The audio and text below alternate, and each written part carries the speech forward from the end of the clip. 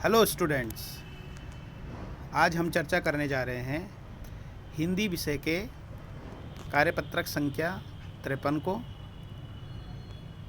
और ये आज दिनांक 9/11/2020 के लिए जारी किया गया है। बच्चों, हिंदी के इस कार्यपत्रक में आज जो हमारा टॉपिक है या जो हमारा उपविषय है वो है अट नहीं रही है पुनरावृत्ति। यानी कि अट नहीं रही है जो यह जो कविता है इसकी हम क्या कर रहे हैं, इस कार्यपत्रक में पुनरावृत्ति कर रहे हैं। अट नहीं रही है कविता की जो वर्कशीट है वो पहले भी आ चुकी है और इस कार्यपत्रक में हम उसको एक बार फिर से पढ़ने जा रहे हैं। तो बच्चों, कार्यपत्रक में जैसे आप देखेंगे बच्चों, पुनरावृत्ति के इस क्रम में आइए सूर्यकांत त्रिपाठी निराला द्वारा रचित कविता अट नहीं रही है का अभ्यास करते हैं। तो आइए इस कविता का अभ्यास कार्य महत्वपूर्ण प्रश्नों का उत्तर लिखिए। तो इसमें जैसे आप देखेंगे पहले आपको कविता दे दी गई है इस तरफ और फिर उस कविता के आधार पर फिर आपको नीचे कुछ प्रश्नों के उत्तर देने हैं। तो सबसे पहले जो कविता है हम उस कविता को एक बार पढ़ेंगे, उसका अर्थ समझेंगे और फिर आगे दिए गए प्रश्नों को हल करेंगे। कविता है अट नहीं रही आबा फागुन की तन सट नहीं रही, कहीं सांस लेते हो घर घर भर देते हो, उड़ने को नभ में तुम पर पर कर देते हो, आँख हटाता हूँ तो हट नहीं रही है, पत्तों से लदी डाल, कहीं हरी कहीं लाल, कहीं पड़ी है उर्मे मंद मंद मंद गंध पुष्पमाल, पाट पाट शोभाश्री पट नहीं रही है। तो ये कविता का कुछ अंश है, कविता का अंश है यहाँ पे। तो सबसे पहले हम इसका जो अर्थ देखेंगे। इसमें कह रहे हैं कि अट नहीं रही है आबा फागुन की तन सट नहीं रही है। तो इसमें जो कवि हैं सूर्यकांत त्रिपाठी निराला, उन्होंने जो है फागुन महीने में जो प्रकृति में जो एक सौंदर्य आ जाता है, प्रकृति का जो एक नैसर्गिक सौंदर्य आता है उसका इन्होंने इस कविता के माध्यम से वर्णन कर रखा है। फागुन मास यानी कि बच्चों फागुन मास होता है जो आधा फरवरी और आधा मार्च का महीना होता है, उसे हम फागुन महीना या फागुन का मास कहते हैं। और फागुन के महीने की खासियत ये होती है, फागुन के महीने में जो ऋतु होती है वो होती है बसंत ऋतु। और बसंत ऋतु के होने से क्या होता है, जो प्रकृति होती है, जो हमारे तरफ चारों तरफ जो नेचर है, उस नेचर में क्या होता है, एक अलौकिक सौंदर्य सा उसमें आ जाता है। वो अलौकिक सौंदर्य कैसे आता है, क्योंकि बसंत ऋतु में हम देखते हैं कि जो प्रकृति होती है, जो पेड़ पौधे होते हैं चारों तरफ जो है उनमें एक नया सौंदर्य, नए पत्ते, नए फूल, नए तरह के जो है विभिन्न प्रकार के जो है वो पेड़ पौधे जो है वो एक तरह से खिल उठते हैं। और उन्हीं के सौंदर्य से चारों तरफ क्या होती है, वो प्रकृति में एक नया सौंदर्य छा जाता है। तो इसीलिए कवि कह रहे हैं यहाँ पे कि अट नहीं रही है। अट का मतलब होता है समाना।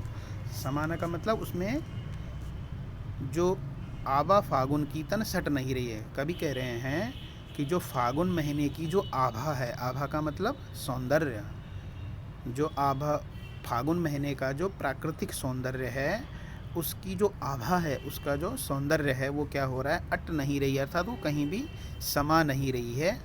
और उसका जो सौंदर्य है, उसका जो प्राकृतिक सौंदर्य है वो सट नहीं रही है, अर्थात वो कहीं भी समा नहीं रही है। कहने का मतलब कवि ये कह रहे हैं कि फागुन महीने की जो शोभा है या फागुन के महीने की जो प्राकृतिक सौंदर्य है वो कहीं भी समा नहीं रहा है।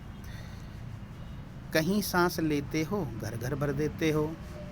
अब इसमें कवि जो है वो फागुन महीने को कह रहे हैं कि फागुन के महीने तुम कहीं भी सांस लेते हो तो घर घर भर देते हो। कहने का मतलब क्या है, इसमें कवि ये कह रहे हैं कि फागुन के महीने में क्या होता है कि चारों तरफ जो है रंग बिरंगे विभिन्न प्रकार के जो है वो क्या होते हैं, पेड़ पौधे फूल पत्तियाँ खिली रहती हैं। तो उनकी जो मनमोहक महक होती है वो क्या कर देती है, घर घर भर देते हो। यानी कि वो हर जगह हर घर में क्या कर देती है, एक मनमोहक रूप को मनमोहक सुगंध को क्या कर देती है, वो चारों तरफ बिखेर देती है। उड़ने को नभ में तुम पर पर कर देते हो। तो कभी इसमें क्या कह रहे हैं कि जो तुम्हारा जो सौंदर्य है या जो तुम्हारी जो सुंदरता है, जो तुम्हारी मनमोहक जो सुगंध है, उस सुगंध को क्या हो जाता है, उड़ने को नभ में तुम पर पर कर देते हो। यानी पर पर का मतलब होता है पंख लगना। यानी कि जो तुम्हारी जो सौंदर्य होता है या जो तुम्हारी जो मनमोहक सुगंध होती है, उस सुगंध के लिए हमारा ऐसा मन करता है कि हम जो है वो क्या करें, उड़ने को तैयार हो जाएं। हमारे ऊपर एक तरह से पंख से लग जाते हैं।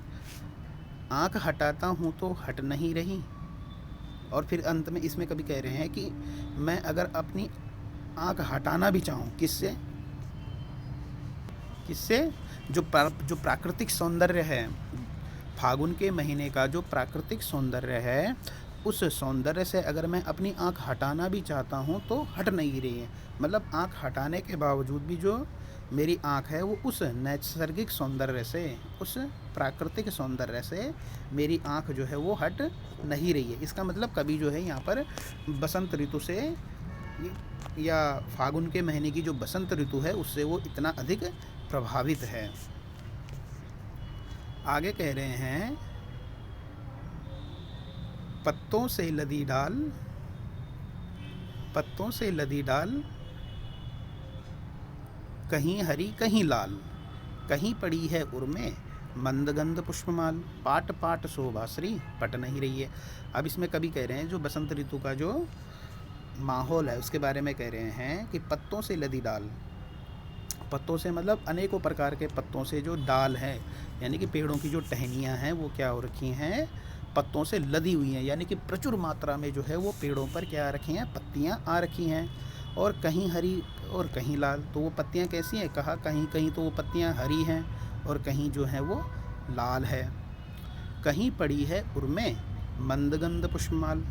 और फिर कभी कहते हैं कि उर का मतलब होता है हृदय में, उर का मतलब होता है हृदय में। तो कभी कह रहे हैं कि इस बसंत ऋतु में, इस फागुन महीने की जो बसंत ऋतु है उसके हृदय में क्या है, मंद गंध पुष्पों की, मंद का मतलब धीमी धीमी और गंध का मतलब सुगंध, यानी कि धीमी धीमी सुगंध देने वाली कौन, पुष्पों की माला जो है वो उसके हृदय में क्या है, वो पड़ी हुई है। कहने का मतलब चारों तरफ क्या है, वो विभिन्न प्रकार के धीमी धीमी खुशबू से परिपूर्ण जो पुष्प हैं वो बिखरे हुए हैं।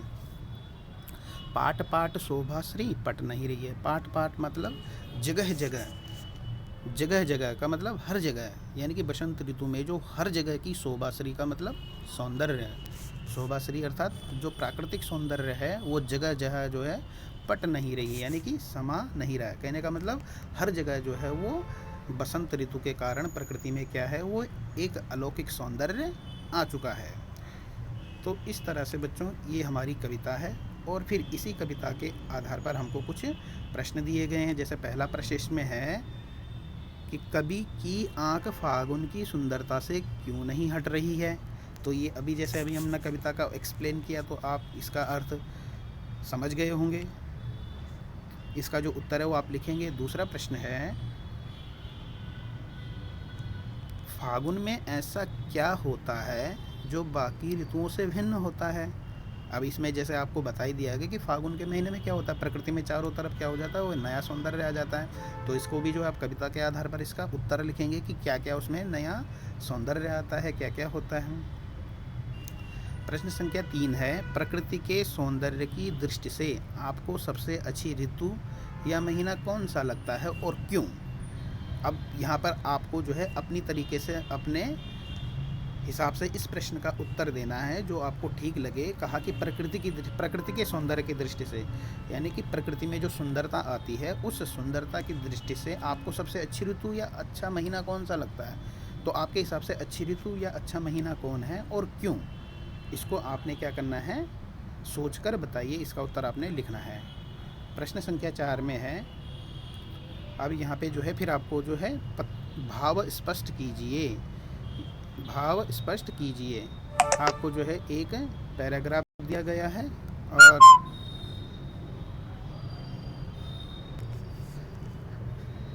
आपको जो है ये कविता का एक भाग दिया गया है और फिर इसी के आधार पर कहा कि भाव स्पष्ट कीजिए, यानी कि पत्तों से लदी डाल, कहीं हरी कहीं लाल, कहीं पड़ी है उर्में मंदगंध पुष्पमाल। तो ये जो कविता का एक अंश दिया गया है, इसका आपने अर्थ या इसका भाव आपने स्पष्ट करना है, यानी कि इसका भाव आपने लिखना है। और आखिर में फिर आपको क्या है, एक गतिविधि दे रखी है, एक एक्टिविटी दे रखी है। एक्टिविटी क्या है कि प्रकृति सौंदर्य पर एक सुंदर सी कविता की रचना कीजिए। इस गतिविधि में आप अपने शिक्षकों, माता पिता की सहायता ले सकते हैं। यानी कि यहाँ पर जो है अब आपको जो गतिविधि दे रखी है, कहा कि प्रकृति के सौंदर्य से जुड़ी हुई कोई एक कविता आपने लिखनी है।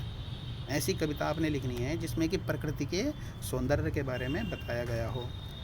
तो इस तरह से बच्चों इन 5 प्रश्नों के साथ आज आपको आपका हिंदी का होमवर्क दिया गया है।